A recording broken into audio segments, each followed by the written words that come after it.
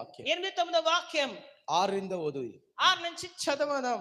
ದೇವರು ಸಕಲ ವಿಧವಾದ ದಾನಗಳನ್ನು ನಿಮಗೆ ಧಾರಾಳವಾಗಿ ಅನುಗ್ರಹಿಸುವುದಕ್ಕೆ ಶಕ್ತನಾಗಿರುವುದರಿಂದ ನೀವು ಯಾವಾಗಲೂ ಎಲ್ಲಾ ವಿಷಯಗಳಲ್ಲಿ ಪರಿಪೂರ್ಣತೆಯುಳ್ಳವರಾಗಿ ಸಕಲ ಸತ್ಕಾರ್ಯಗಳನ್ನು ಹೇರಳವಾಗಿ ಮಾಡುವವರಾಗಿರಬೇಕು. ಮುಂದೆ ಉಪಕಾರಿಯ ವಿಷಯದಲ್ಲಿ ಆತನು ಬಡವರಿಗೆ ಧಾರಾಳವಾಗಿ ಕೊಟ್ಟನು, ಅವನ ನೀತಿಯ ಫಲವು ಸದಾಕಾಲವೂ ಇರುವುದು ಎಂದು ಶಾಸ್ತ್ರದಲ್ಲಿ ಬರೆದದೆಯಲ್ಲ.